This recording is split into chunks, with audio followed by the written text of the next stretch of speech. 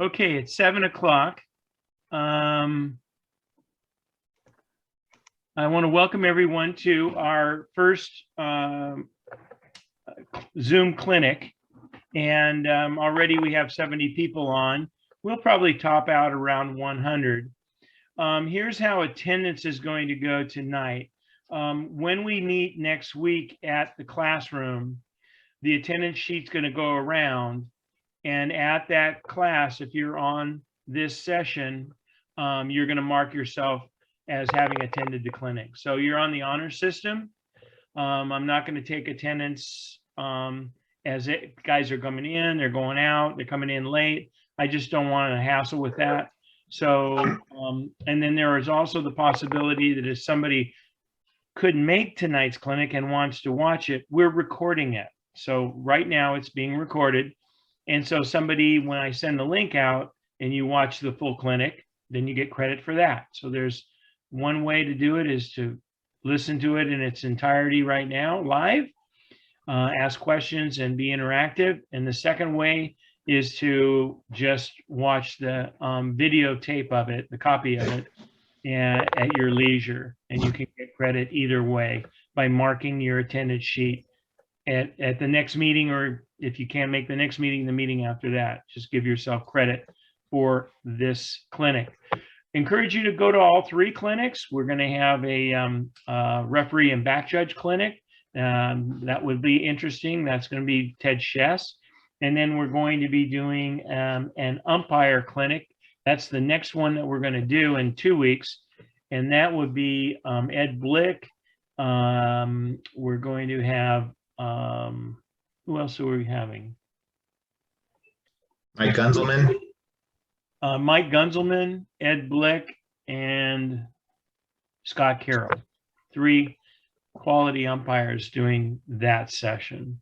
Okay, so everybody's on their honor system for tonight's attendance.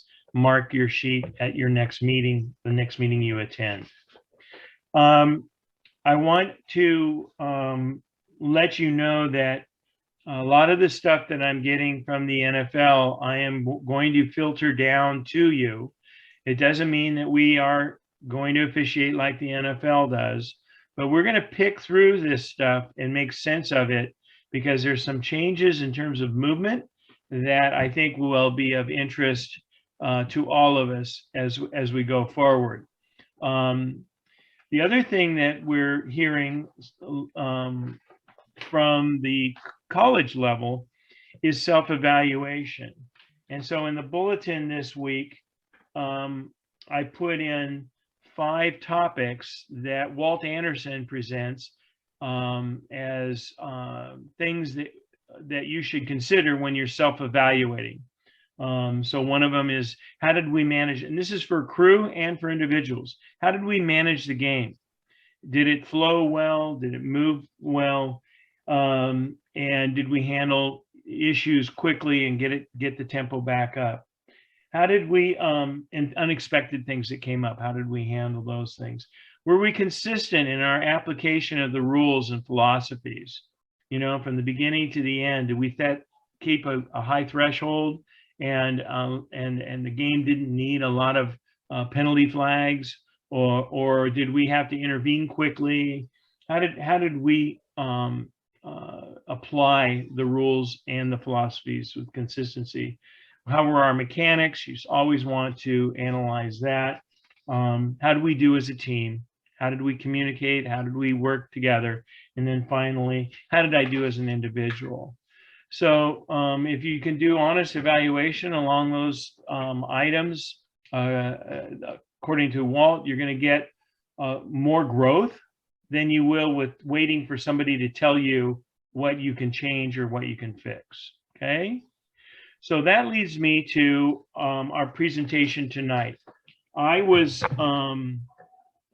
interested in seeing a particular game. It happened to be Helix and St. Augustine at the opening game last season, 2 seasons ago. And I was there, my brother was there, and we were watching, and I was observing sort of. These 2 gentlemen happened to be working across from one another on the line of scrimmage. And I'm looking and I'm watching, and then I walked around and I stood behind Charlton Lynch and watched him work a little bit. And then I looked crossfield to Nathan Thurns, and watched them work. Came back to the end zone, and my brother said, "Well, you're going to go in at halftime to talk to him?" And I go, "Nope, I don't see anything. I see two people that are working really hard to be a team out there, and they're doing a beautiful job." That was my first impression of them, and I shared that with Tom and some other people. And so we selected them to actually be on a state championship crew, and they worked together in the Helix Lincoln championship game last year. Just each time they're together, they just instantly become a team. And from the pregame all the way through to the last snap, they are in sync with one another because they work really hard at it. So it was kind of fun for me to invite them and ask them to come and share tonight what they do individually and what they do as a team, what they expect from one another, what they get from one another, and how they are in sync. So it is my pleasure to introduce you to Charlton Lynch, who was the head linesman when I was watching him. And on the other side of the field, the line judge, Nathan Thurns. I think, Nathan, you're the one that's got the PowerPoint, but the two of them will be speaking to you. One little word of wisdom: if you want to go up and see their faces bigger, if you have just the view with all the squares, you can go in the upper right-hand corner under view, and you can select speaker. And when you select speaker for your view, you'll get a bigger box, and it will be whoever is talking, either Charlton or Nathan. With that, thank you very much for what you're doing for San Diego County Football Officials Association, and the floor is yours. Cool. Thanks, Steve. Thanks for that great introduction. Hi, everybody. Welcome to this Zoom call that we're doing. Like Steve kind of shared, he reached out to us earlier this year, and asked us to, prepare a presentation for the Lions Scrimmage. I don't think Charlton or I think we know it all at all. I think that we were blessed to be able to work together for a couple years, and we hit it off really well. And thankfully, we were able to, do some games, and some high quality games along with our crew and so forth. And so, I'm grateful and a little nervous, and at the same time appreciative of being able to being given this spotlight. So, and I'm sure Charlton feels the same way. We're going to share a little bit of a PowerPoint. We have some videos that we're going to share. We're going to talk a little bit. It's a little bit hard to do this over Zoom, but we're going to do our best, and we're going to power through. If you have questions, I really encourage you to drop them into the chat down below, and we'll try to monitor those, and we'll get to questions as we go through the PowerPoint. For those of you that might not know, and I'm sure Charlton and I both know, we both graduated high school the same year. Charlton went to Lincoln High School. I went to St. Augustine High School. At the time, we were in the same league. We played sports against each other. So we've known each other for 30 plus years, and have been friends, and, kind of reconnected when we both got into football and doing things. So it's fun to be able to spend some time and be on a crew with somebody that you can super relate to. And I think that was part of the dynamic that made Charlton and I a successful team. But I'll let Charlton introduce himself, and then we'll kind of get into the PowerPoint, and we'll go from there. Can you guys hear me? Yep. Okay. Hello, I am Charlton Lynch. I am honored to be in this clinic tonight. Thank you, Steve, for the invite. I have to give credit to the rest of my crew. I know me and Nate, we worked together, but we had a fine crew in those 2 or 3 years that we worked together. Ted, Mike, right. I'm here tonight to not necessarily to teach you. I am here tonight to just give you some input on how I get through a game. A major part of my game is communication, and that gets me through. So we'll talk about that more, and we have a couple of videos and presentations that we'll get through. Nate didn't mention that we also got drafted in baseball the same year. Yeah. Major League Baseball. Well, I got a football scholarship, but that's so that in there. All right, so let's get started here. We will jump into the presentation. Hang on a second. See if I can figure out all this stuff. There we go. Perfect. All right, so here we go, Charlton and myself. We kind of did our introductions already. Obviously, Charlton, jump in at any point. We've kind of prepared this presentation, and then we've kind of walked through it a couple times. We've had a couple calls, and that's been the extent of our prep for this. So hopefully there's some value. Hopefully you guys get a little bit, and you can take at least a nugget or two away. That's our goal. It might be geared a little bit more for some of the newer guys, but at the same time, hopefully some of the veterans can grab something as well. All right. Introductions, we've kind of already did that. Philosophies, Charlton, you said you had something on that, so go ahead and start, and then I'll kind of tag along.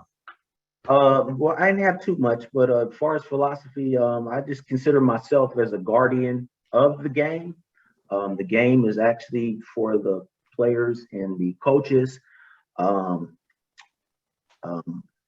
I kind of read in what is a Big Ten official, but he was mentioning, philosophy can change throughout every single year that you referee.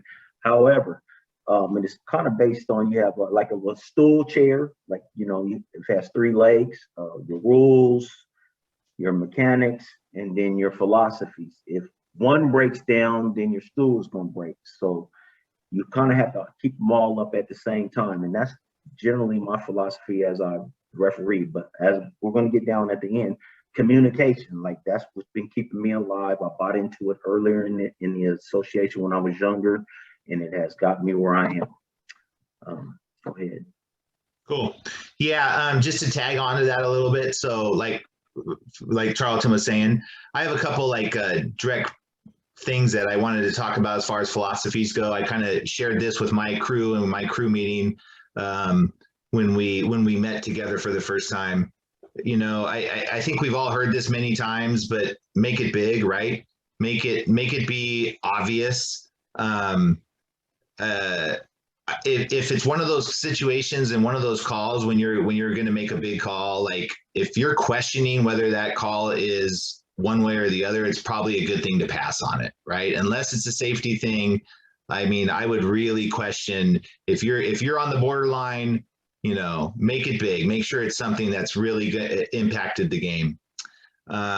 We talk about presence on the field, and, it's one of those things. It's like Supreme Court Justice Thurgood Marshall said, like, I don't know what I don't know how to define pornography, but I know it when I see it. It's the same thing with presence, right? Having that presence on the field. It's a fine line between, confidence and arrogance, right? But you got to have that. And so you got to navigate through that. So have that presence on the field. Obviously do no harm, do what you can defend. It's very important that you make sure that you are able to defend your actions, and that everything's on video, everything's on huddle, everything's being reviewed. Make sure that you are making sure that you're not just a flag thrower out there, like you're really making great calls. So yeah, so that's a little bit around philosophies. Trust, did you have anything you wanted to add there, Charlton, or you want me to kind of? As we go through our videos and the rest of our presentation, but trust is very essential with your crew, and it's just not me and Nate working on that. You have to trust your umpire, you have to trust your referee, and me. I've zeroed in on chain crew. I have to have trust in my chain crew, and I have to flip that around, and they got to have trust in me. So trust is built in a lot of different avenues, but it's very important as a referee and making sure stuff gets done. Yeah, I think Charlton touched on it. We were on the same crew for 2 years during the COVID stuff. And I think when we all met that first night at Ted's house, Ted was our crew chief. Props to Ted and the entire crew. We realized pretty early on that we had a really good crew. And I think we realized quickly that it was going to be a special year. And we really came away from that first meeting as saying that, we were going to leave our egos at the door. We were really going to try to make sure that we were getting the calls right, that we weren't going to be we were going to be open to suggestions from other people. And I think that made our whole crew better. And so it was super important that you trust your crewmates, you trust the team that's on the fields, and that you really look for those opportunities to grow as a team. So I would just say, continue to build that trust with your new crews. Don't go looking for stuff that's, don't fish in somebody else's pond, like we've all heard. Like, make sure that you're, trusting that your counterparts are going to do their job as well. So Nate, let me interject in here, and I have to I'm gonna be realistic with you throughout this presentation. Just like a relationship, trust is not gained on the very first time that you're dating a woman, or or in that very first game as me officiating. It's an 8-game schedule. That first game or two, me and Nate, we were kind of like this, but after time, that trust was there, especially when we all checked our egos at the door. That's when that trust really bonds. So, it's catch and go, but. Yeah. And then just information, like Charlton said, it's a 3-legged stool, right? Make sure we're working on our mechanics, make sure we're working on our rules, and then make sure we're working, to build confidence from the teams. And that's super important. So yeah, just giving information to the teams and so forth, and being prepared to do those things. So, and then communication. Go ahead, Charlton. I'll let you start off with communication. Well, there's all types of communication. I'm real heavy in the communications. I would say communications is probably 80% of my game, because I'm constantly talking to players, coaches. It's been times where I've had to keep some of my referees loose. I'm just constantly talking, not talking about where are we going on vacation, just talking about the game, or in between timeouts, just what down, how many timeouts do we have? Just constantly communicating, rather if it's a player, 27, I see you. That goes a long way during the whole game. Just, communicate. I'm talking to my coaches, timeouts, all types of stuff. Communication is huge with your crew, and as far as dealing with your coaches and players. Yep. And just to tag on to that, I was told early on when I started, on the line of scrimmage, if you have a difficult coach, I can tell you that the more information you feed that coach, it almost seems to calm that coach down, right? And so there's some coaches out there that are a little bit more challenging on our sidelines. And I've found that those are the ones that if you give them information, hey, coach, second and 8, line to gains at 30. And you're just, it's, what it's really doing? It's really helping you as part of your pre-snap routine. But if you're just feeding them that information or giving them anything as far as now that we're all, on O2Os, we can feed information as far as penalties go, so forth and so on. The more you're talking, the more it seems to calm that coach down. So I would just encourage everybody to do that. And then, think about the situations, because you're going to have times when your coach is going to be angry with you on the sideline. How do you handle that? I've come to we all want to de-escalate, right? We all want to calm the situation down. And to do that, and a really good tactic that I've started using is sometimes I'll just start talking quieter, right? And so instead of raising my voice to their level, I'll start talking quieter now. And it changes the dynamic sometimes. And sometimes they'll tone it down as well. So just, some different things that we do. Do you have a passion for the game? Do you demonstrate that passion as you're out there? You know what I mean? And that's part of the communication, right? If you're out there and you're just kind of frumping along, the coaches are going to pick up on that. Are you energetic? Do you hustle? Do all those kind of things? That's part of the communication that you have.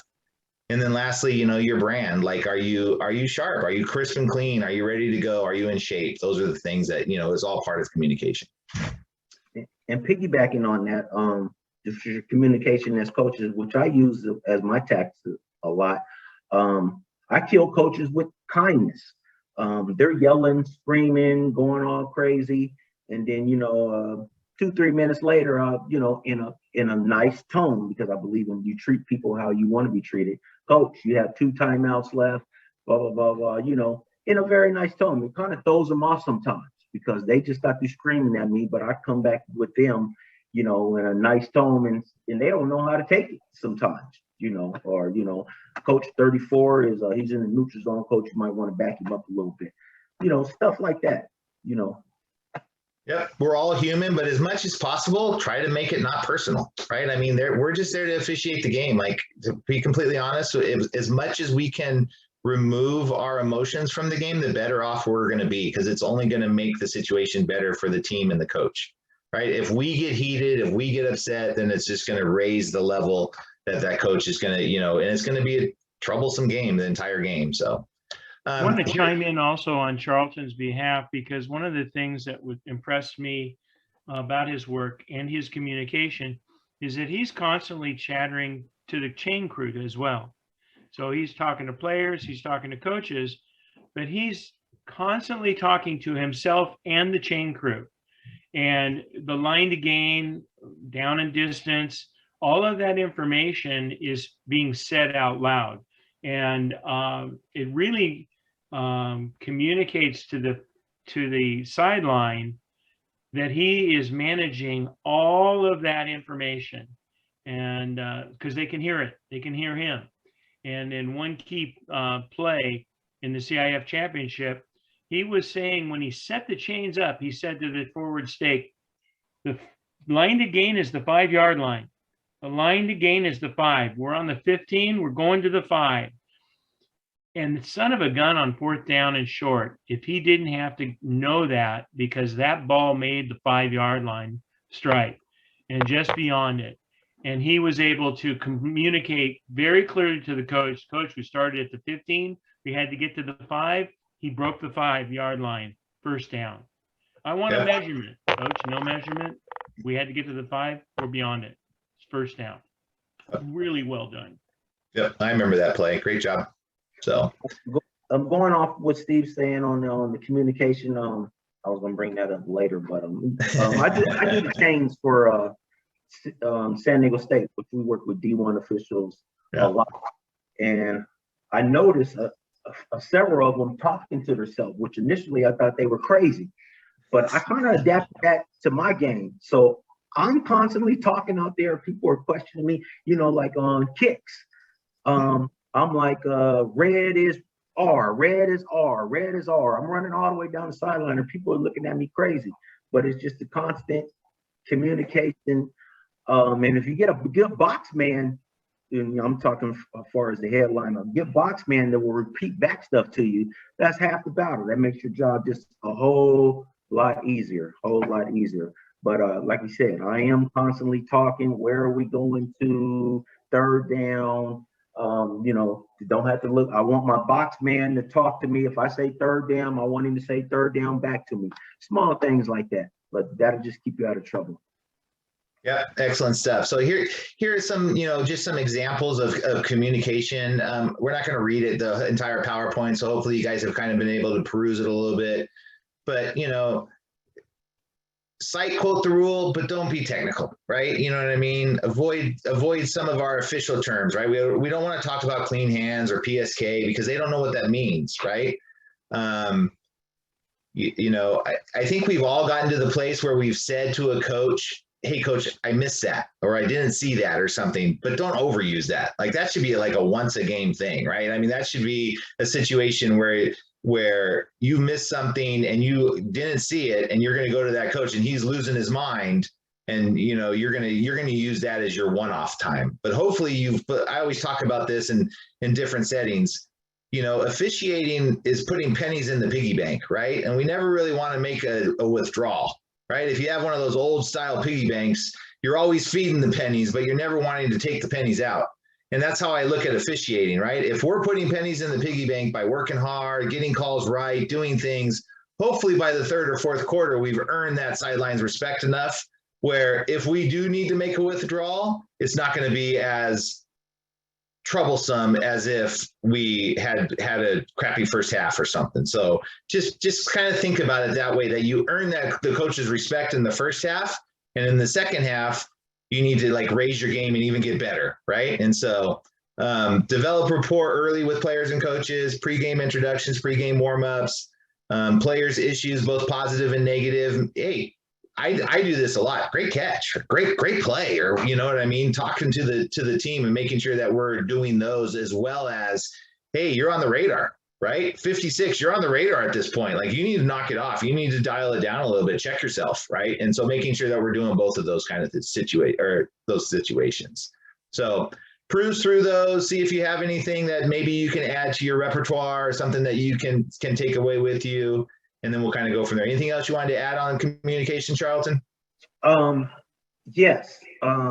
When I'm teaching on Saturdays and I'm teaching some younger officials, I kind of, flip it as in, on the sideline, when you come in, it's kind of like a relationship, with a man or a woman, getting to know them. Initially, when you first meet a woman, or a man, do you want to get all in the first 30 days? Do you want to get all hostile and whatnot? No. Typically, you're cool, calm, and that's how I am when I'm officiating, because I have to get along with this marriage, is what I call it, the whole game. Are we going to have some disputes like a relationship? Yes, but do I have to give in at times and listen and whatnot? Yes, and that's how I'm talking about myself. That's how I foresee it as a relationship. I got to listen to the coach. He has to listen to me. He's going to say some stuff, and happy marriage. Yeah, it's absolutely true. Right on point. So, all right, moving on. So line of scrimmage, pregame responsibility. So I'm going to let Charlton go first here. We got a little video we're going to share. It's about 6 minutes. But go ahead, Charlton. Talk a little bit about pregame chain crew responsibilities. Yes, we are going to get into a video, but I'm going to discuss some things that I look for. Once I come out the locker room, I'm looking around. I'm just keeping it realistic. I'm looking around, and if I have a chain crew all accumulated in an area, sometimes I do, sometimes I don't. But if I do, I'm sizing them up. I'm sizing them up. Do I have 3 young guys? Do I have 4 old guys before I even get there?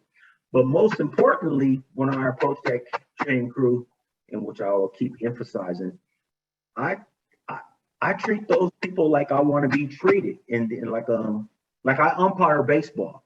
And when I'm behind the plate, I treat my catcher like God, because that catcher is going to take care of me the whole game. And that's how I treat my chain crew. You know what I'm saying? I protect them throughout the game. I'm constantly asking them, can you get through the sidelines? Are you okay?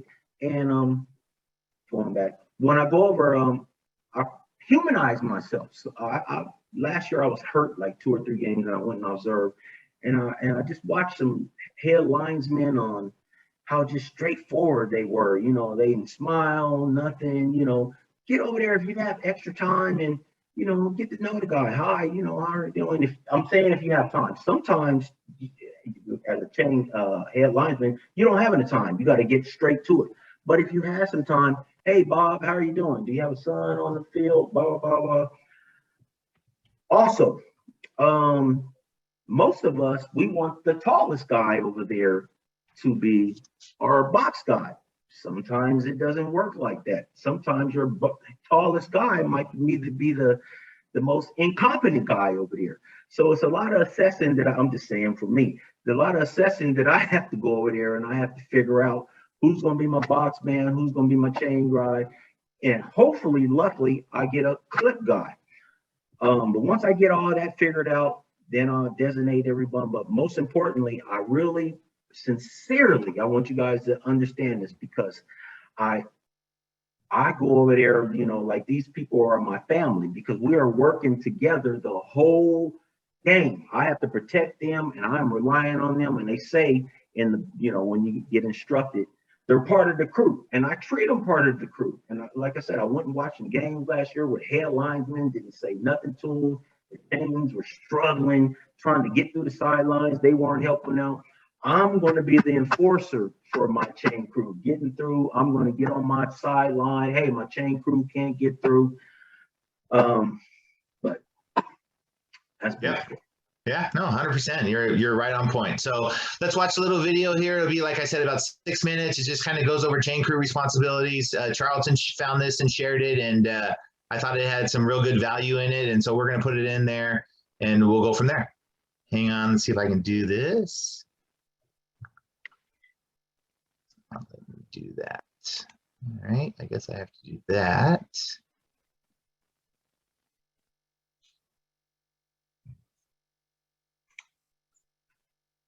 And this is a interactive meeting, people. If you have any questions, feel free to ask, and you know, All right. get an answer one way or another. Blew this one. See if I can start this.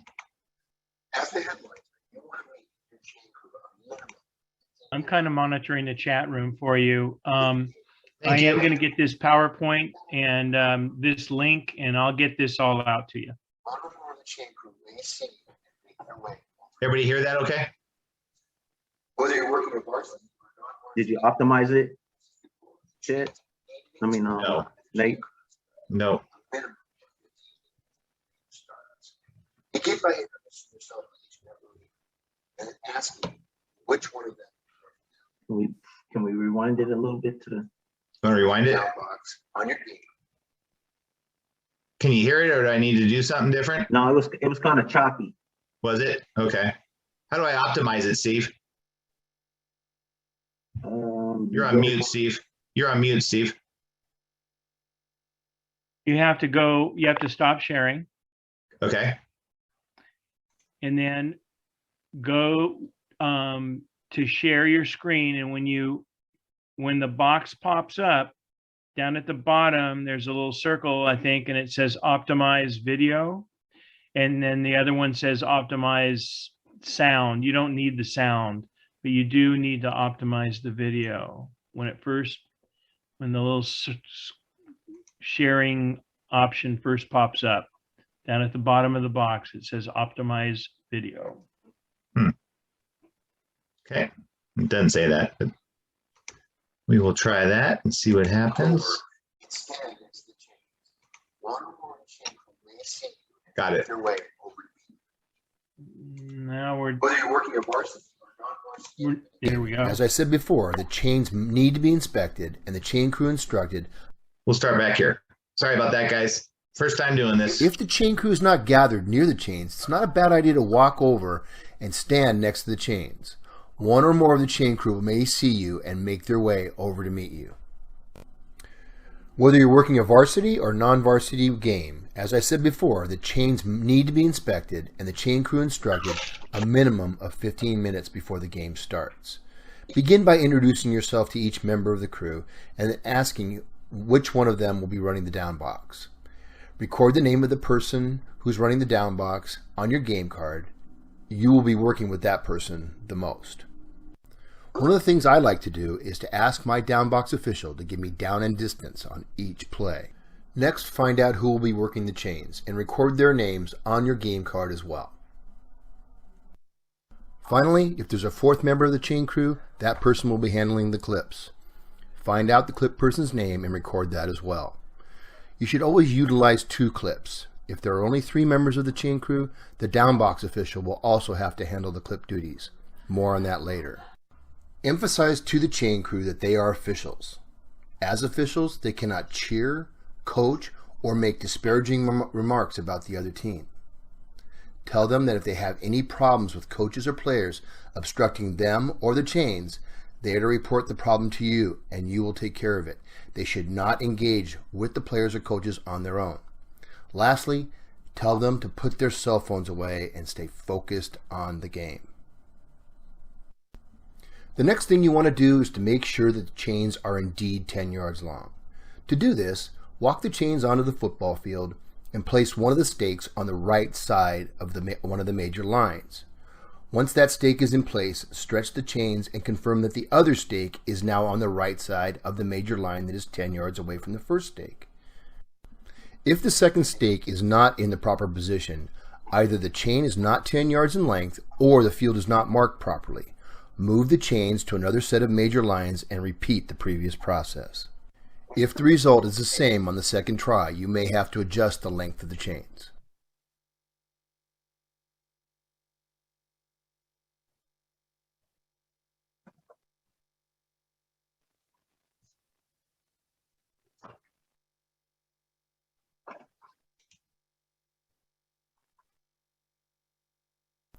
Once you've confirmed the chains are the proper length, you should confirm that there is a piece of tape on the chain at a location that corresponds to the right side of the major line that sits 5 yards away from the stakes. You will use this tape as an indication to the box person that the line to gain is either less than 5 yards or more than 5 yards away. If the tape is not there or in the wrong position, place a new piece of tape on the chains at the correct spot. An easy way to keep a piece of tape handy for this necessity is to place a 3 or 4 inch piece of white adhesive tape under the brim of your hat. Another handy trick for you head linesmen is to carry a couple of zip ties inside the headband of your cap. These zip ties can be used to repair broken chains or shorten chains that are too long. Now that we've confirmed the chains are the proper length, let's talk about chain crew instruction. Now I'm going to show you a formal document that we have that describes the chain crew instructions in detail. I am not going to read all these to you. Feel free to pause this and read them. I'm going to put a link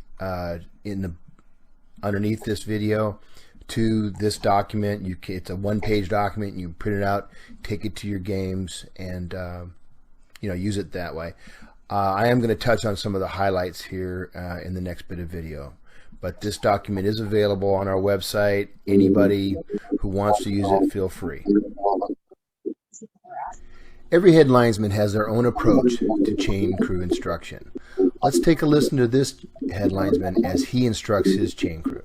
Yeah, absolutely. Yeah, so what we're going to be able to tell you is every play I want down in distance. Okay? If you happen to see a penalty on the play and I ask you to move, get a hold of me, right? And maybe just stay put, right? Starting over. All right, so on the box, you will move, okay? You see me, I'll be tapping the back of my leg. Change, okay? Do not move, okay, until you see me do this.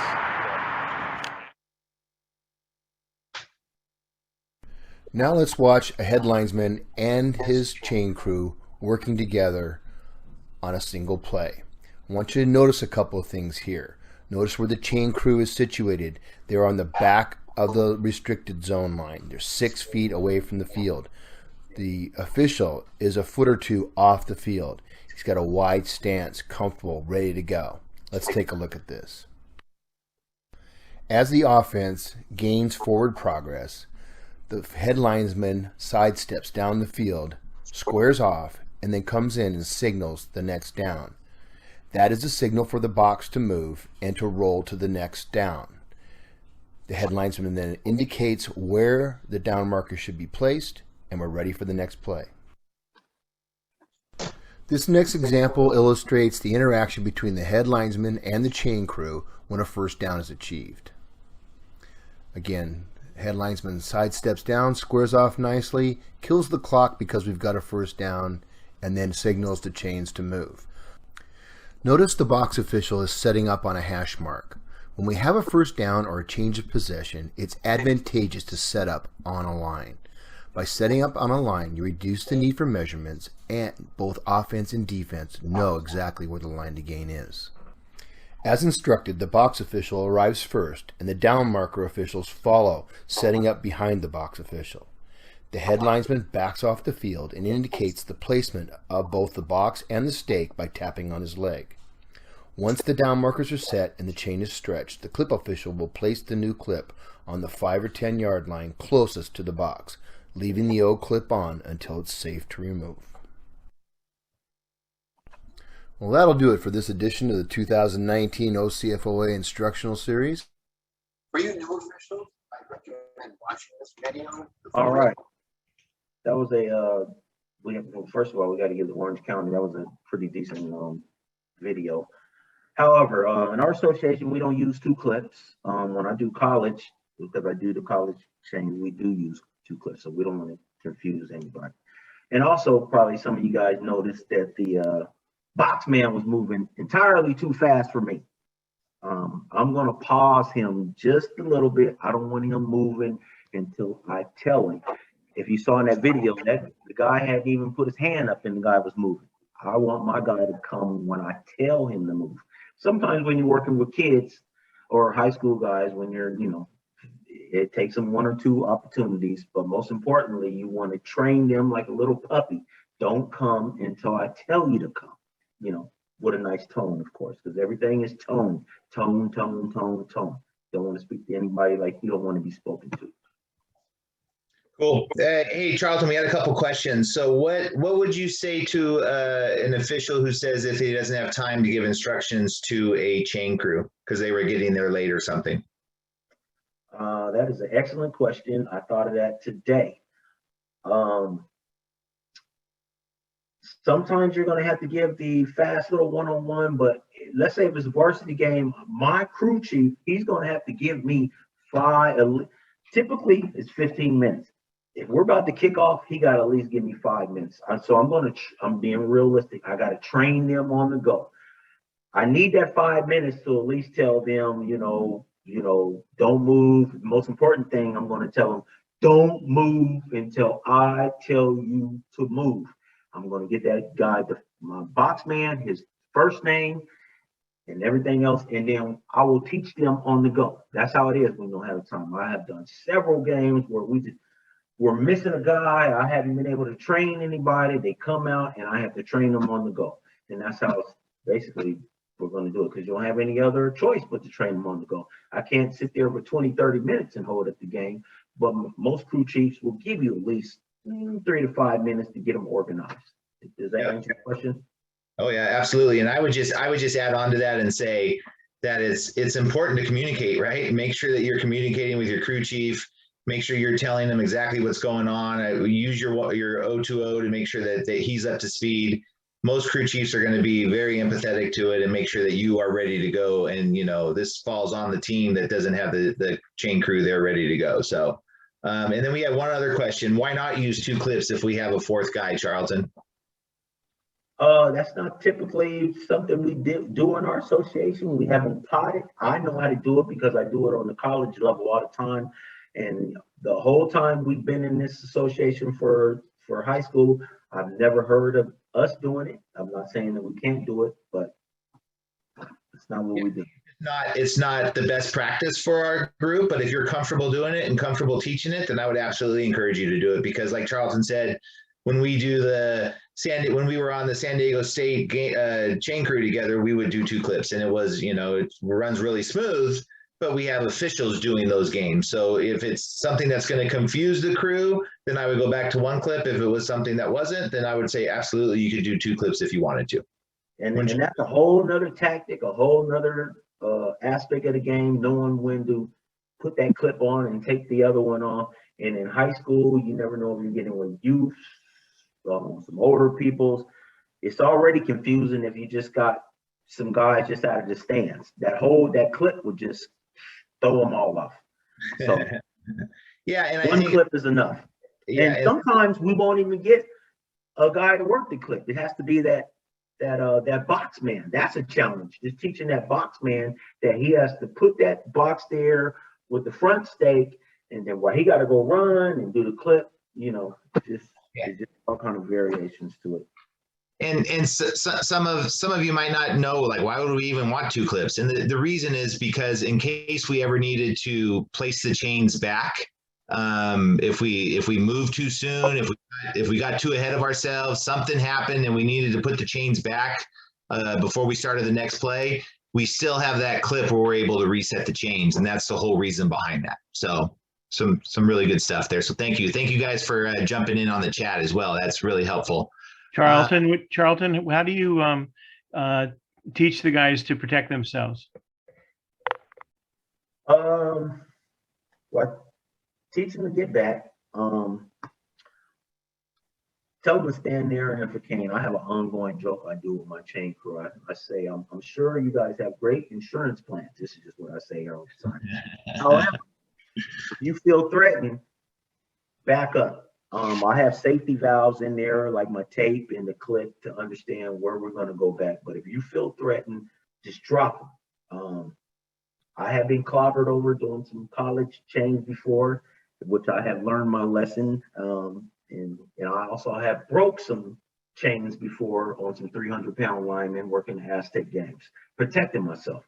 Most importantly, it's not worth it. Just drop it. We can always figure out, and as officials, we can pull video out to figure out where chains are, if we lost it down, that type of thing.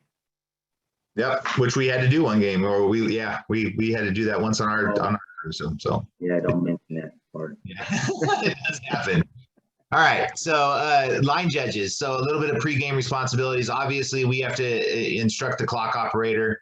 We should be up there waiting for the clock operator if he's not already up there 30 minutes prior to the game, right? We should be setting our watches together, making sure that we're synced up, that the clock is ticking down from 30 minutes on. We should also I started doing this. This was something that Brian Mills, one of our crew chiefs, taught me when we were on a crew together. I started bringing the printed instructions that are right out of the mechanics manual. And I put those on like a thick cardstock. And then on the back side of that, I would print the referee signals, which you can pull up and print off of there as well. And that would be my little present to our clock operator. And I would be able to go right down that checklist, making sure that I covered everything. You know, I would always use the philosophy that, hey, even if you've done this for 15 years, I just want to practice, you know, going over my spiel. I want to make sure that we're on the same page. You know, I want to make sure that there's no discrepancies, and 99% of the time they're like, of course, yeah, go ahead and do it. Right. And it's great when you get to go back to that one of those schools where you've been either the previous year or maybe earlier in the season, and they still have that cardstock sitting there with those signals and so forth. You leave them that copy.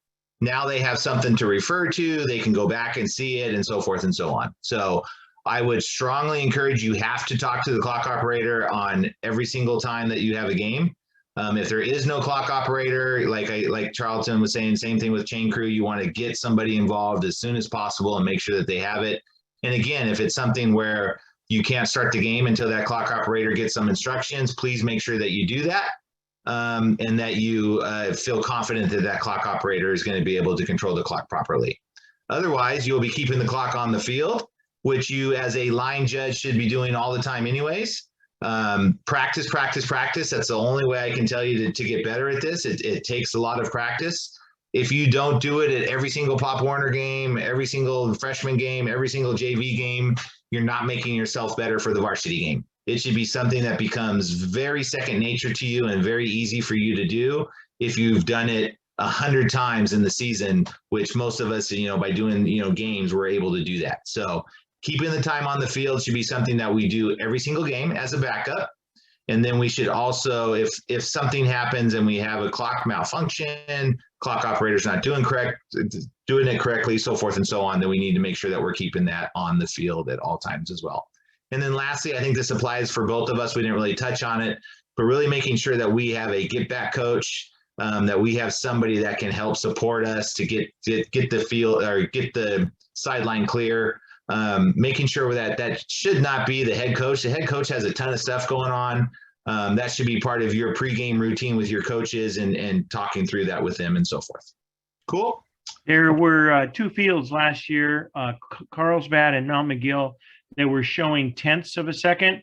We don't do that in high school football. So if you run into a clock like that, please let me know, Steve Cooper, and I will reach out to the schools because it's a little technical trying to get rid of those tenths. And it's best not to do it during the game. If you can and they can try, that's great, but don't get frustrated. Just report it to me so that the next week those things are gone. Cool.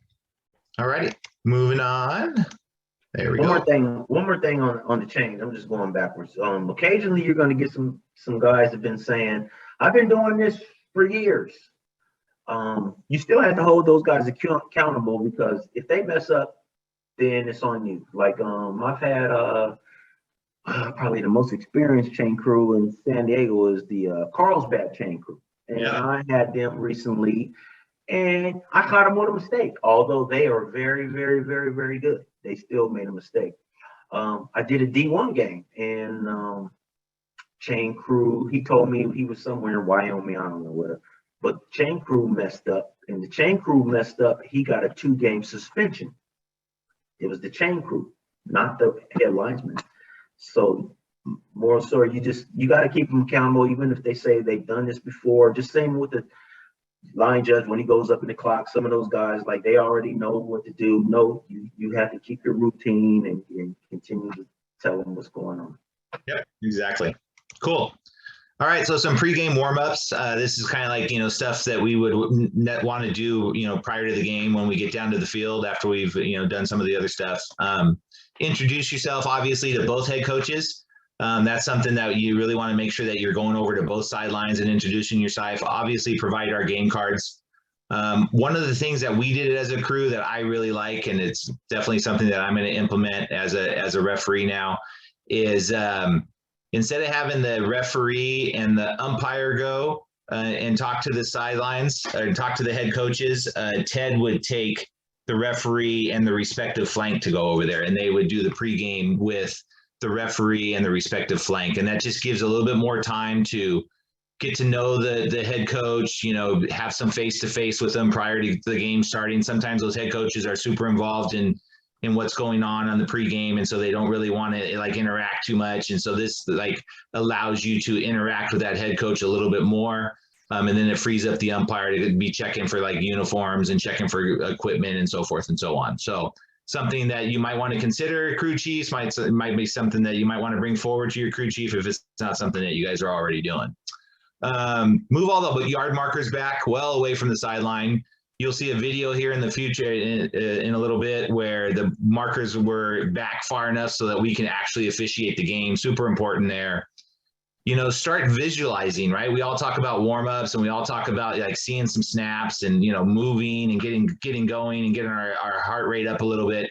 But at the same time, you want to start visualizing. And this is something that we would talk about and we would do in our pregame is we would go down to the pylon and think about different scenarios, whether it's, foot down inbounds, goal line extended, where you start thinking about those kind of plays, because those plays happen so rarely. They might be once in a season kind of thing.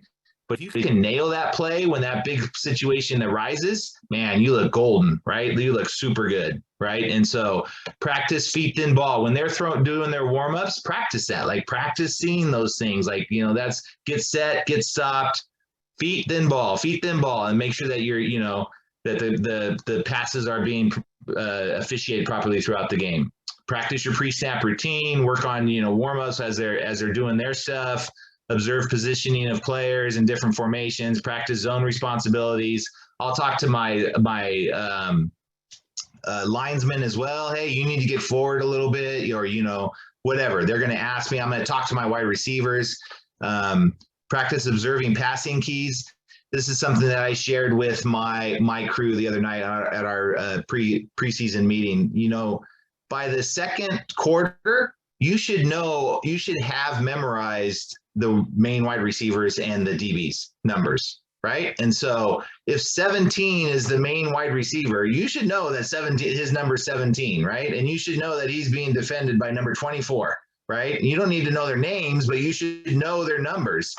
And that way, when, it's the third quarter and something happens, and like I told my crew, I don't want you coming to me in the third and fourth quarter and saying, I have holding on the left tackle. Well, what number do you have? Well, I don't know. But by that time of the game, you should know the same left tackle has been in the game the entire time. You should be able to start memorizing these things, right? And so memorize who the receivers are. There's only 3 or 4 of them in the game at a time, right? You should be able to memorize those players and start memorizing their numbers. Practice your zone responsibilities on runs, right? Start getting focused. Zone 1, zone 2, zone 3, so forth and so on, making sure that you're working through those scenarios. Practice observing your passing keys, zone ball immediately after snap, during routes, and after ball is thrown. Confirm your passing routes, look and see what they're doing, different things. They're going to be practicing for a reason. And then practice your visualize, incomplete, and versus catch fumble. Anything you wanted to add there, Charlton? Going back to on the field responsibilities, watching, whatnot. I even take it to the point where, not being blatant about it, but I go up to some players sometimes and I ask them, who's your main, if it's 3rd and 10, who are you throwing to? Yeah. And then they tell me, or I might ask the coach, or sometimes I ask my chain crew, who's the GOAT? Who's the man? Who's the man? Because in a game time situation, if the man is on my side, I want to be ready, Just things like that, just small little things. I watch film on particular players, but if they can give me something on the game time also, then I'm going to implement that into, that night and getting ready, especially for the main guy. Yeah, cool. All righty, moving on. Let's see here. Sorry about that, guys. All right, some pre-snap, right? And so we all have our pre-snap. Most of us don't get down to 22, right? But hopefully we are building this into our repertoire so that every single time we are having that pre-snap routine that we kind of go through a check-off list, making sure that we are good to go, right? So especially as line judge, right? I always took it as line judge, I own the clock, right? That is my responsibility. I should know everything that's going on with that clock, right? Whether that's, not only just keeping the time, but knowing every single time whether the clock should be, what's the status of the clock, giving my referee that information, making sure that my white hat is totally up to speed on that. I know a lot of referees and a lot of back judges work together really close with this as well, but as a line judge, I felt like that was my responsibility. So I always wanted to make sure I did that. According in and confirm next down with referee and signal the box to move and change down.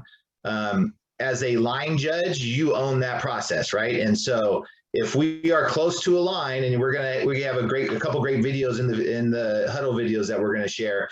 But if you're close to a line and it's first or second down, make a decision, man. Like, we're not gonna measure on first and second down. Either make it good or make it short. All right. If it's third down, like go to where that spot is, right? If it's gonna be fourth down, that's totally understandable. You don't want to cheat anybody there. But if it's first or second down, like, let's make sure that we are being decisive and not having to waste a lot of the team's time on having to do unnecessary measurements, right? And assistant relaying the ball, very important. Guys, practice throwing the ball. I think Jerry mentioned in the chat there, like, warm up a little bit, like, especially early in the season, right? We haven't thrown a ball in 6 months. Like, the worst, I talked to my crew this week, I don't want balls on the ground. I don't care if you got to run 25 yards before you throw that ball. Make sure that you do not have balls on the ground. So, if you do not have some kind of, hey, you threw the ball and dropped it, or you made a bad throw, and so you got to put money in the kitty, I would strongly suggest you do that, just because it makes us all look better, crisp, clean, easy to go. But again, warm up a little bit, throw a couple balls. It's not going to hurt anybody. Make sure your down box is correct all the time. Head linesman, if it's first down, go to the sideline using the heel of your foot. We kind of talked about that. Make note of the down and distance at all times, right? You should know down and distance every single time, know the line to gain. And this is one of those things where, like Charlton saying, you might be talking to yourself. I'm feeding this information to the head coach. Hey, coach, second and 8, line to gains is 30. Second and 8, line to gains is 30. The more I say that, it just becomes ingrained in me. Now I know the line to gains is 30. If I get to the 30, it's easy for me to then kill the clock. It's not a problem. Change down indicator on your hand appropriate. Observe substitutions and player equipment. Confirm goal line responsibilities with back judge. Use your upfield foot to indicate the back of the ball, the receiver. Confirm eligible receivers. Note the location, so forth and so on, right? I don't think there's anything here that's going to be anything that none of us haven't heard before, but just making sure that we're building all of this into our repertoire. I can tell you that I probably do at least the top 15, 16, and then think about the other ones throughout the game, right? And I want to make sure, that we get all the penalties that are scrimmage related, false starts, all that kind of stuff, and making sure that those penalties, if we never miss those are things that we should get every single time. Charlton, anything you wanted to add? You pretty much said them all, but I do want to reiterate the clock. That's for everybody. And they said, one of his responsibilities is the clock. I look at the clock often, kickoffs, each play, because that has been a crusader before. Yeah. Just me glancing up at the clock. Confirming downs, my chains, each of them, that's my main responsibility. Each pre-snap, I got to make sure they have it down. I want to hear it. If I say third down, I want him to say third down back to me. Knowing my line to gain, where I'm gonna go. We discussed that. Substitution is big to me. I had a 1 in, 2 came off, all that type of stuff. Talking to my receiver, showing him, where the scrimmage line is. Pre-snap, observing the legal snap, false start, encroachment, legal shifts, motions, all that type of stuff. All that goes in the pre-snap. And breaking down pre-snap on another level, I want to make this interactive. What actually is the pre-snap? If anybody can answer on there, what is the snap? What are we looking at the snap? If anybody wants to chime in, I'm not checking the chat, but somebody else might be. I gave you some answers a little bit. I don't know if anybody, but you know, the legality of, you know, the formations, motions, shifts, false starts, encroachments.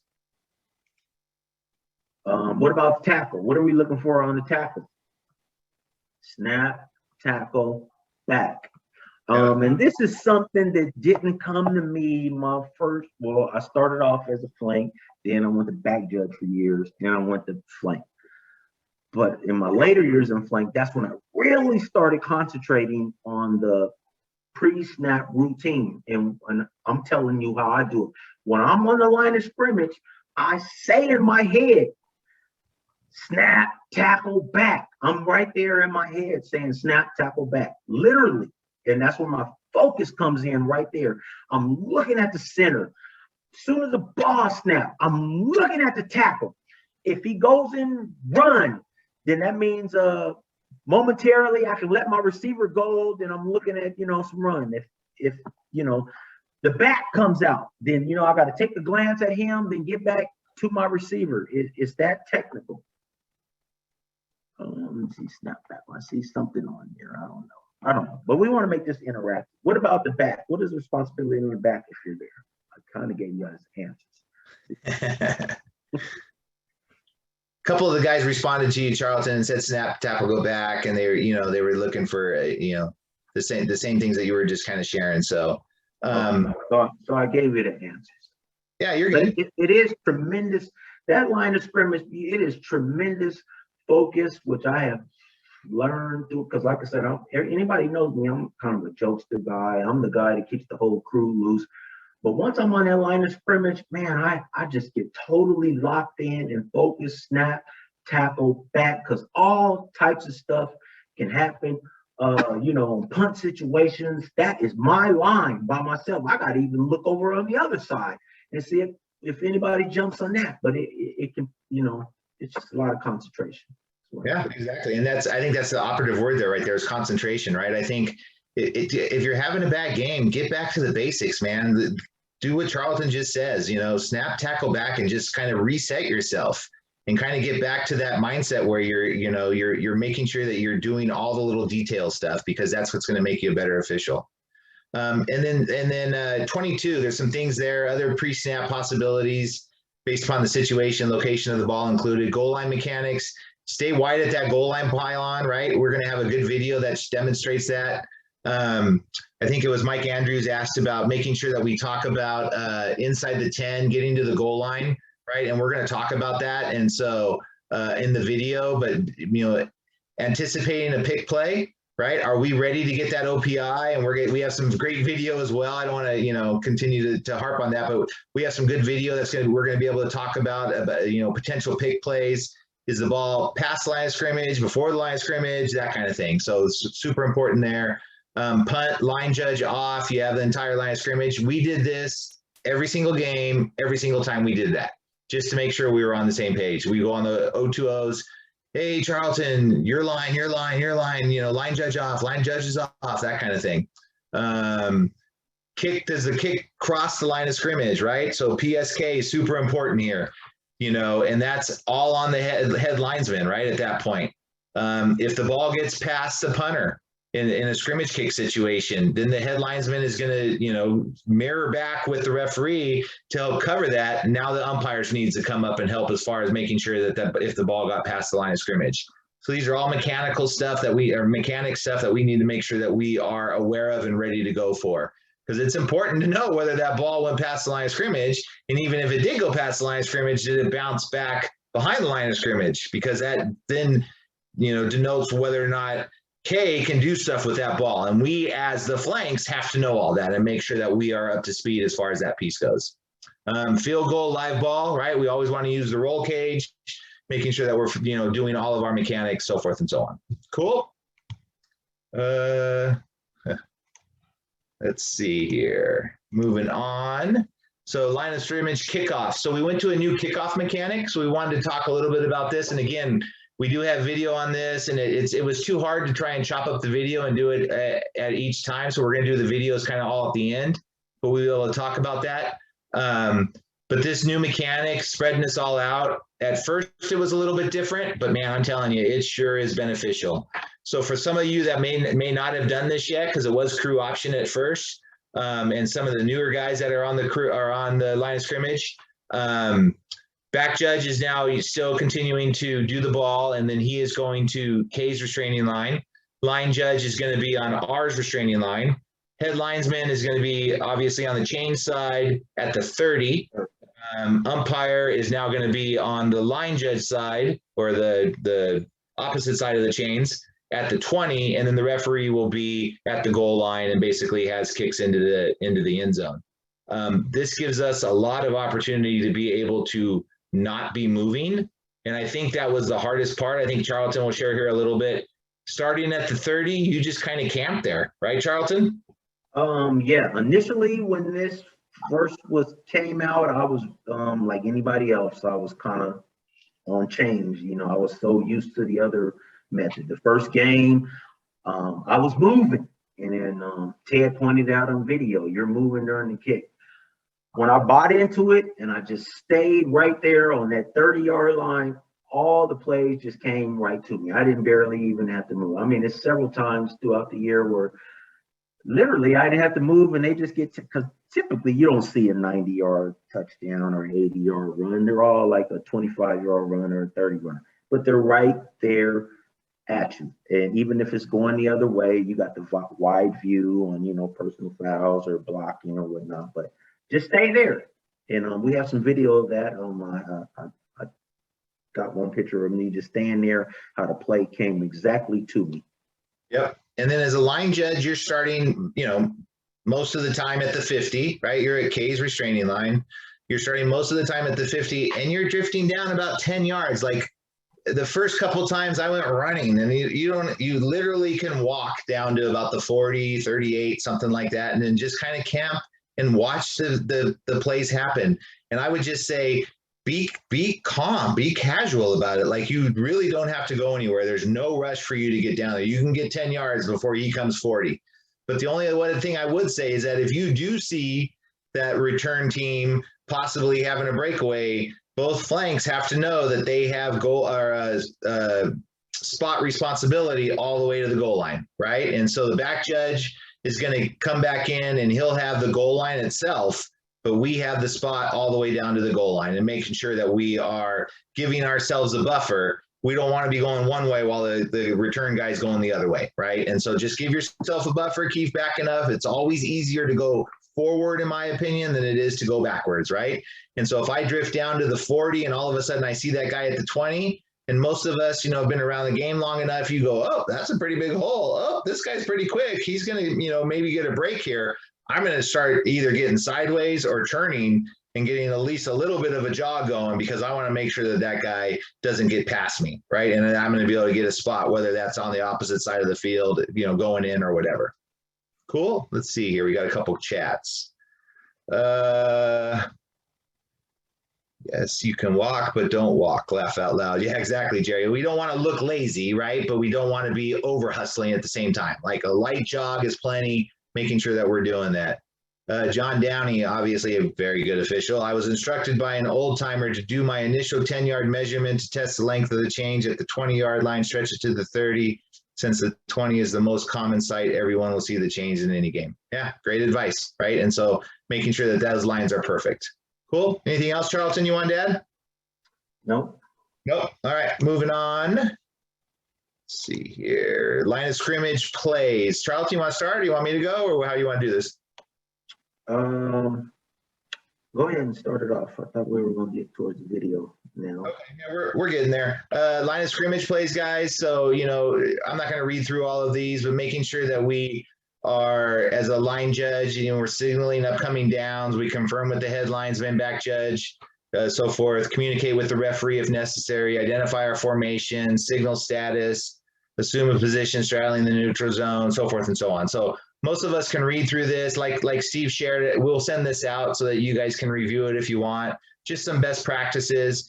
Remember, when you have motion, if motion is going away from you, you are still primary responsibility for knowing it. The motion is legal or illegal. If motion man is coming to your side and motion is forward, call it if you see it, right? And so as we want to make sure that we own that motion if it's going away from us, but at the same time, if he's going forward and your partner doesn't get it and you see it clearly, make sure that you grab that. So anything you wanted to add, Charlton? Say it's critical on knowing that motion and what the very championship game this past year, the very first play of the game, Lincoln threw a touchdown. However, the motion man was going away from me and he cut up like arena football. Yeah. Coach Dunn, he was like, my motion man cut up too soon. Yeah. But that was my primary responsibility looking at it. So you got to be able to see it. You got to be able to call it and pull the trigger. I try to tell a lot of younger officials, got to be able to pull the trigger when you see something. First play of the game, right?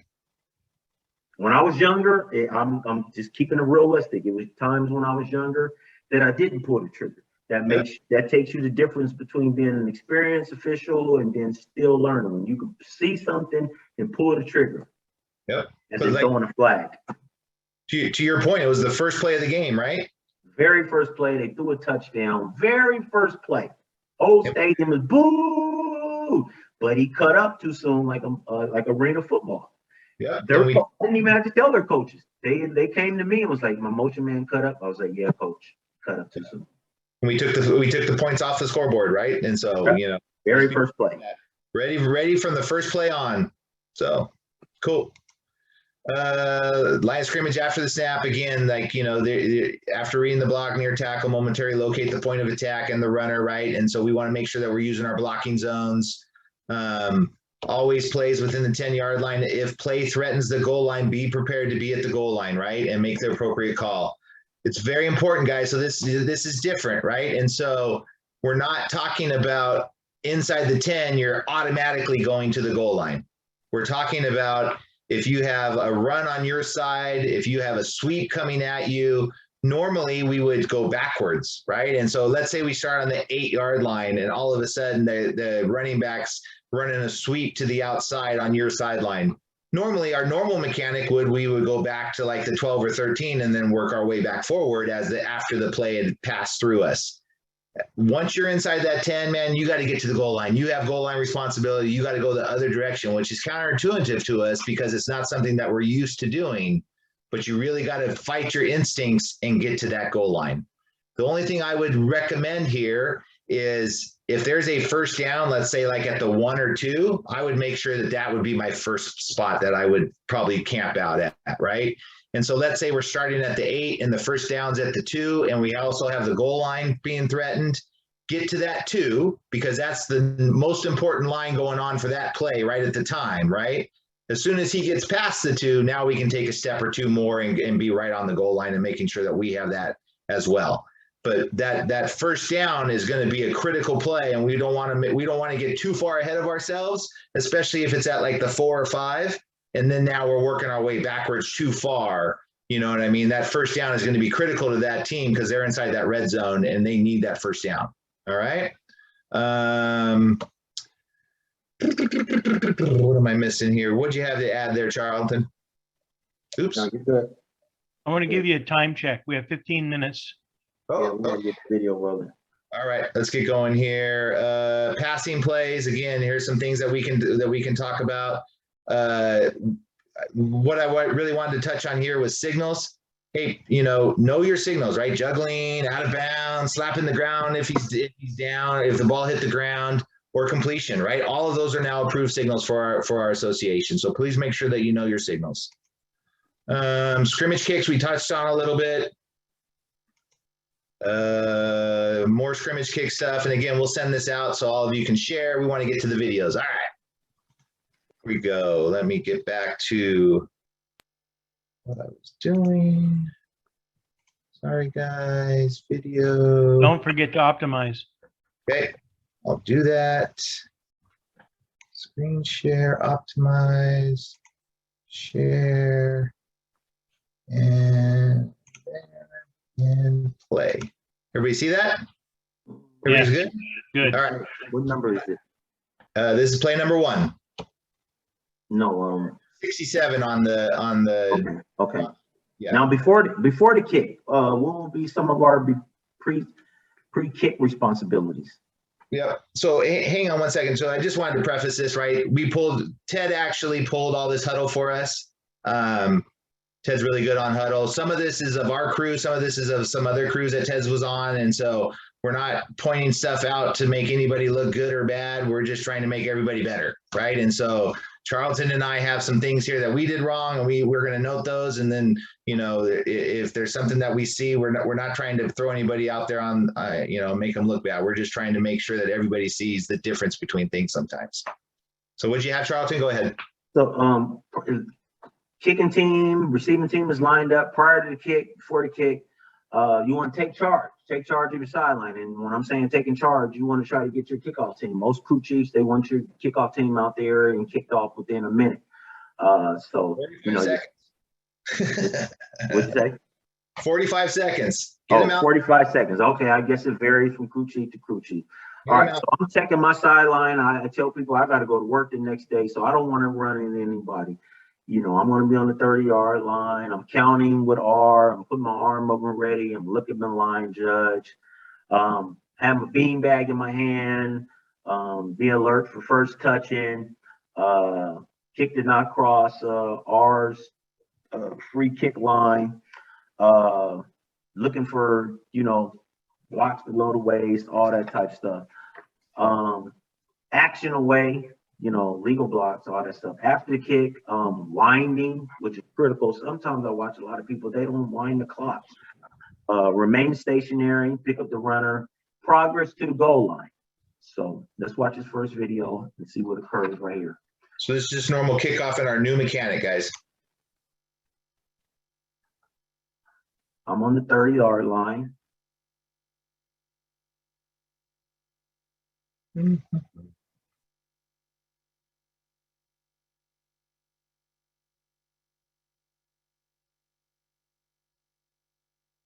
30-yard line. So remember, these were Ted's words, but you know, all of them are very, very poignant and right on point. But this is where the new mechanic pays off, because look at Charlton's standing on the 30, right? He's not running, his head's not bobbing, he's not doing any. He sees the action clearly and makes his judgment. Very calm, good signal, good strong signal. So I call it targeting. If you want to play it back real quick to maybe. You want to go back? Yeah, just show him, you know, what I was able to observe just because I stayed there at the 30. The guy came in and led with his head. Play it slow if you want to. Slow it down.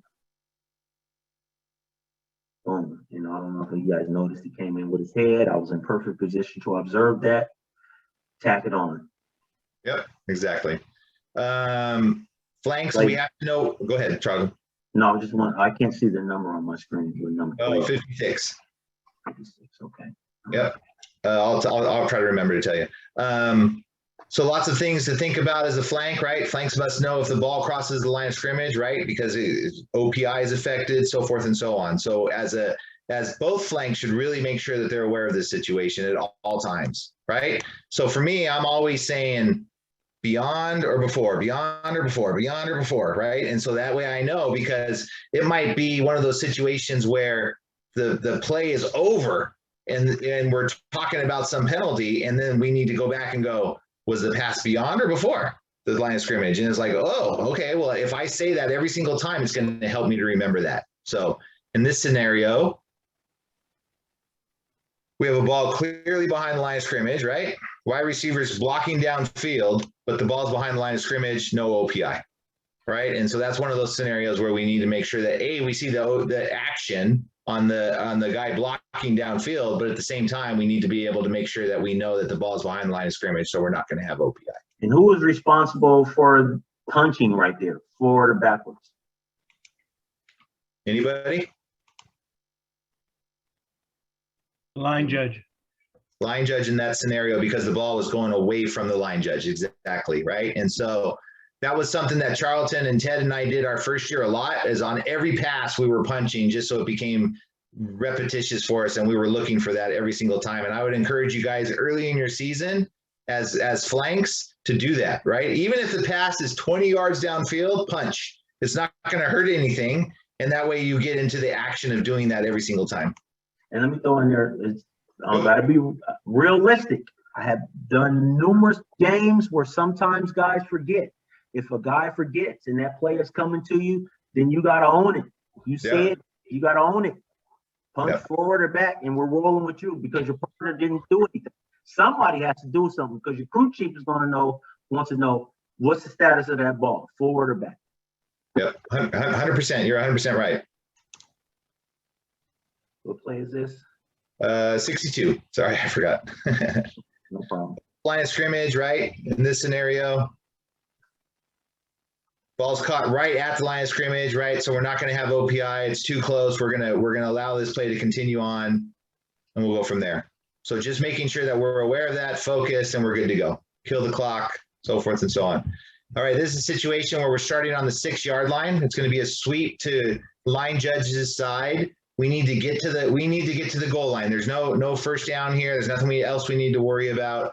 But instead of going backwards, maybe to the 10, 12-yard line, we need to get forward to the pylon. It's super critical here that we've already backed off the goal line marker. We've backed off all that stuff so that there's no problems with us getting to the goal line, because the action ends basically at the goal line, out of bounds.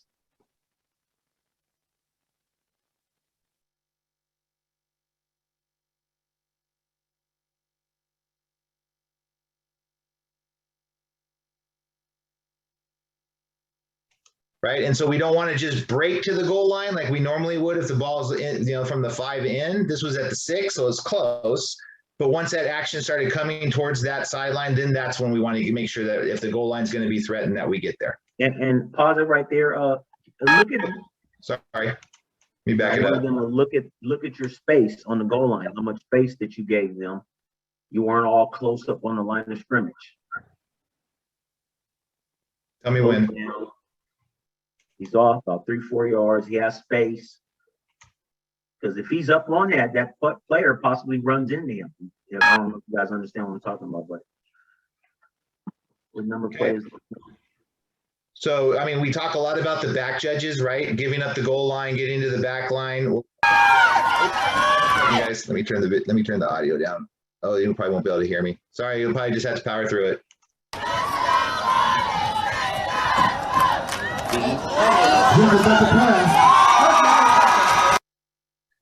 So as a flank, we still have this catch, no catch, right? And so the back judge can help us here, but we can give up the goal line and get to the end line if necessary to make sure that we saw the entire action on the play.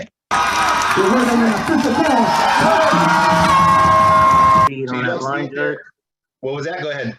And I was saying, you see the speed on that line judge. Yeah. And it's critical that we check with our back judges also, right? And so we're looking for that nod. We're looking for him to be on the same page with us so that there's no discrepancy there. And in that situation, making sure that both of us saw the same thing before we make a signal. Cool. And that takes practice. That takes practice too. That head nod. Yep. Looking for that, being patient, being calm, and seeing that before you make a call. What number play is this? 16. 16. Okay. All right. Flanks need to get to goal line on reverse mechanics too, right? So here we have a turnover, making sure that we know that we have, goal line responsibility. We have the spot all the way down, helping out here, right? We have to know if he's inbounds or out of bounds.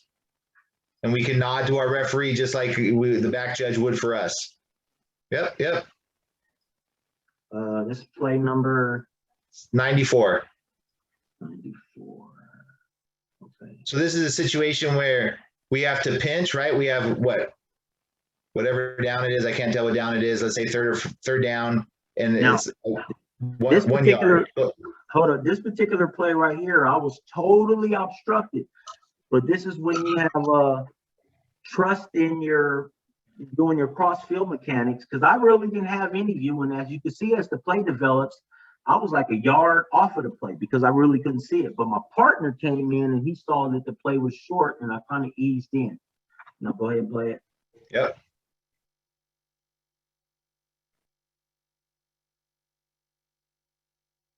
I think it's important here to note too, to pinch hard, right? You know what I mean? Come in hard, really sell that call. Couldn't really see. I thought he was on the line. My partner comes in from across the field, indicates that he's short.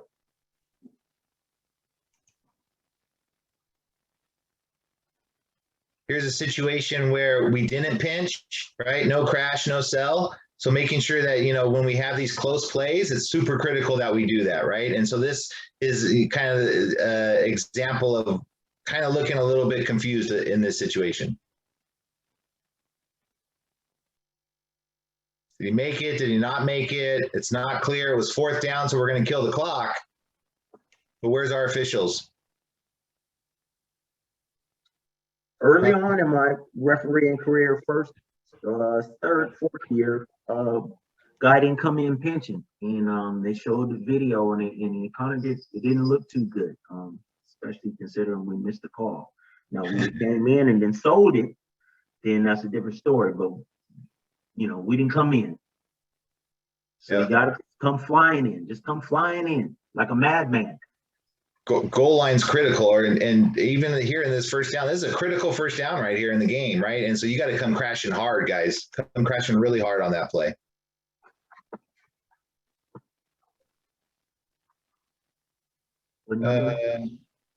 Here's a situation where we have the goal line threatened, right? We're going to come crashing. We're going to come crashing in. This is a 80 or 99. Sorry, Charlton, 99. We're going to come crashing hard.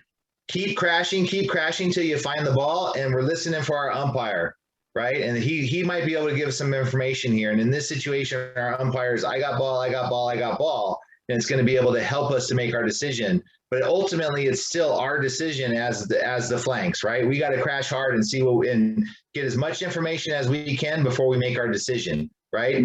So we're not going to be able to see everything every single time, but we're going to be able to do our best to get as much information as we possibly can before we make it. Go ahead. You're going to see Nate come crashing in, but because I've been burnt early in my career and learned from this, I kind of hesitate a little bit because sometimes those guys can go in there in that pal and they'll bounce out. And you'll come in, if they bounce out, you're totally out of position. So I want you to kind of take that to mind right now when you watch this play. Yeah, and I think it's important when we come crashing, if you're going to crash and you're not sure it's a touchdown, make sure that you're crashing before the goal line, right? If you're past the goal line and you're crashing, you're telling them that they're in the end zone. So make sure that you're at like the half-yard line or something. You can always make one step in and make sure that everybody knows that it's a touchdown. Not sure, crashing in. Mike's saying, I got ball. Okay, I'm good. Boom. Touchdown. Number play? Yep, 55. Okay.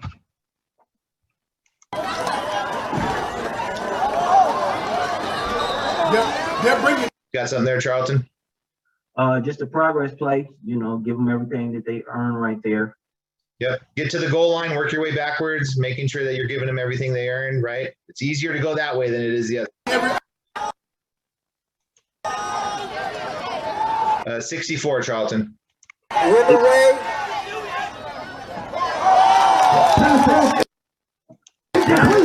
Now, rewind that again, Nate. Now I want you to, this is very important.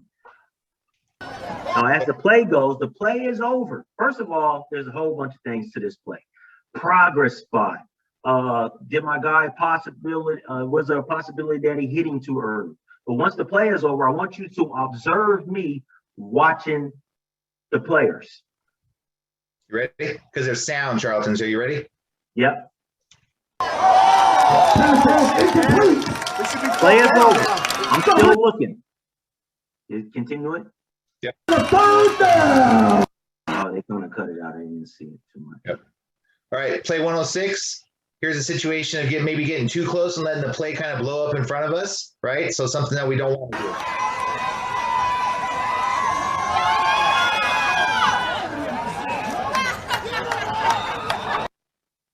example of what not to do. If you don't want to go to work Monday. Yeah, exactly, right? Quick speech, Charlton got out of the way. Good. So, anything, Charlton, you want to add there? No. Pretty self-explanatory, I think. All right, last play. Last play. All right. Let's not do this one then. What play is this? 31. Tough play for the head linesman. Well done. Trips deciding to go. Lot going on here. A lot of action.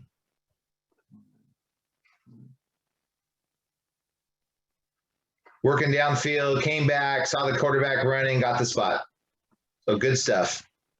All righty. I think we're almost done, Steve. Can we run the last couple? Sure.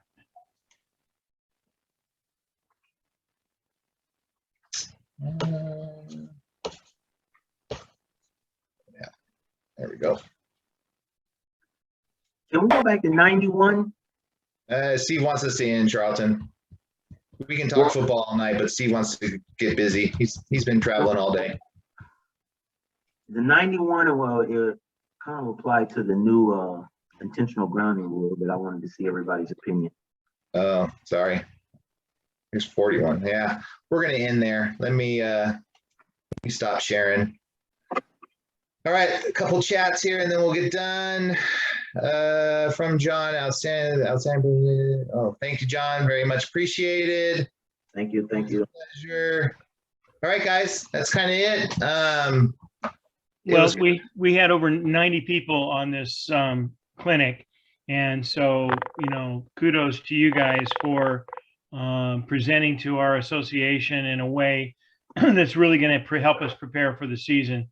And I'm glad that everybody did chime in with a lot of comments and helpful hints as well. So Nathan, great job.